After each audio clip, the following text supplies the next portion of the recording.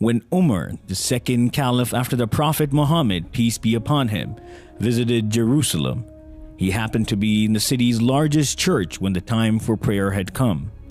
At that moment, the bishop offered him the chance to pray in the church. The Caliph Umar replied, "No, for if I pray in this church today, my followers may annex it after I am gone, and no longer able to protect your rights."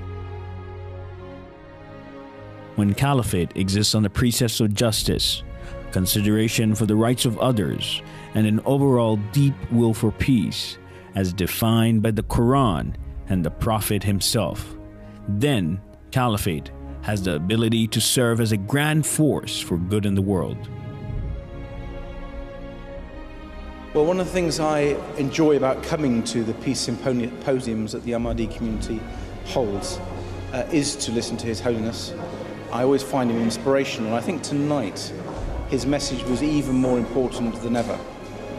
And I felt the way that he talked about the threat of ISIS in Iraq and Syria, and the way he showed that ISIS has nothing to do with the faith of Islam, I thought was extremely persuasive. His Holiness gave a speech that was incredibly powerful, that set out all of the claims that violent groups like ISIS made and then totally demolished them in terms of what the Kerana actually says. I think for a lot of people sat in the room, it helped them really understand what true Islam is actually about and how this message of peace is really at the heart of it. But the Holiness, I just thought, it's incredible because all the things he was saying were going through my mind, and I could actually relate to nearly everything that he said, which actually I think probably surprised me for some reason. I don't know why. I just found it very, very moving. I'm really pleased I came. I can't say more than that. He is known by world leaders for his humanitarian efforts and his mission for world peace, anchored by his famous slogan of "Love for all, hatred for none."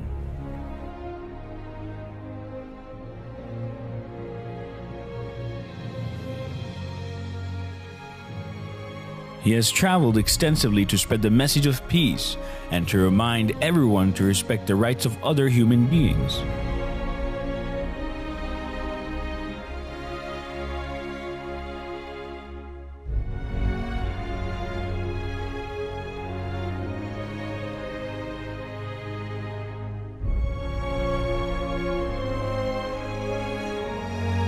During these tours, His Holiness has met world leaders from the Far East to Europe, from North America to Africa, discussing the economic, social, and political problems facing the world today, and how to create peace and justice in the world. He has also met religious and community leaders in order to share common values and core ideals universal to all religions and cultures, with a view to improving the moral state of mankind and creating an atmosphere of love and affection. From young to old, he compassionately listens to the ordinary man, regardless of race, color, or religion. He has personally initiated social projects and schemes to alleviate poverty and human suffering. His concern is not just about the well-being and moral state of the members of the Ahmadiyya community, but of the great human suffering of mankind at large. For His Holiness, the slogan, "Love for all, hatred for none," really comes to life. And I have borne witness to His Holiness waging a jihad of love, opposing the jihad of the sword with the jihad of the pen and of love itself. And it is an honor to welcome you, Your Holiness. Your leadership has made you a figure of global prominence, and you have become a guide for millions of Muslims worldwide. Your Holiness, it is undoubtedly a reflection of the blessing that you bring to this capital.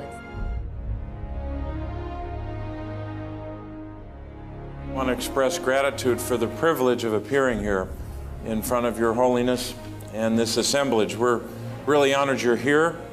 I was saying earlier that you brought the House and the Senate together. We should have you here more often, and we're grateful. I would like to pay an additional tribute to the work being done by Ahmadis in raising standards in Africa, and particularly in education. I was reflecting when I had opportunity to learn more, Your Holiness, about your service, particularly about your contribution to the people of Ghana in the late 1970s and early 80s. And it reminded me of something remarkable that happened here in our great state a few years ago in Death Valley. You may even recall this. In the winter of 2004, there were 7 inches of rain that fell on Death Valley. A few months later, the spring of 2005, the entire valley was carpeted with flowers. And it was just a reminder that Death Valley wasn't dead, it was dormant. It was waiting for the seeds of possibility to be sown.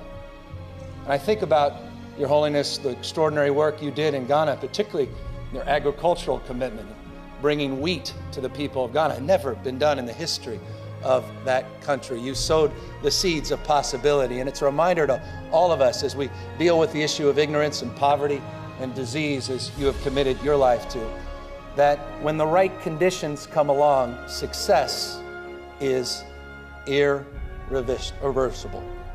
It's inevitable. Success simply will find its way. For all the events you go to, you will seldom see the golden key presented. Today you will see the golden key presented to you, Your Holiness. I've seen 4 keys to the city given out in my 12 years as a city council member, and this is a very special honor indeed that is reserved for the most special of visitors. This hand shook the hand of His Holiness. I was just thrilled. Today, this man, Mirza Masroor Ahmad, worldwide head of the Ahmadiyya Muslim community, is the Caliph of Islam.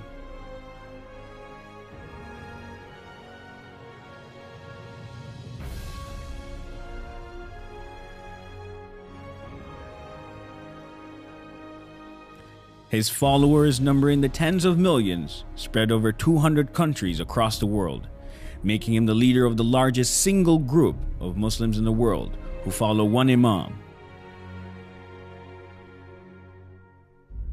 The Caliph, who has spoken at Capitol Hill, the British Parliament, the European Parliament, and has held court with dozens of world leaders, is celebrated as a champion of peace by leaders across the world.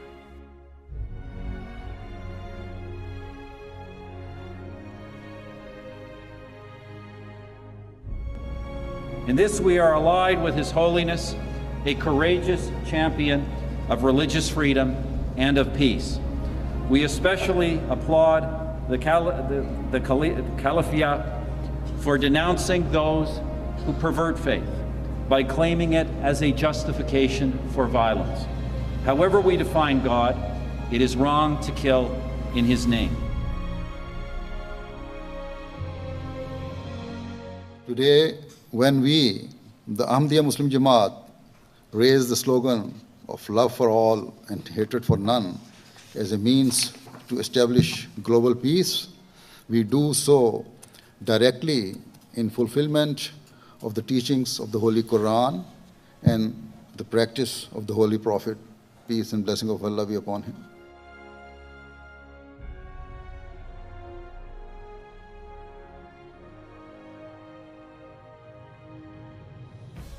I will, God willing, always continue to carry out my task and my responsibilities of promoting peace, tolerance, justice, and compassion to the corners of the world.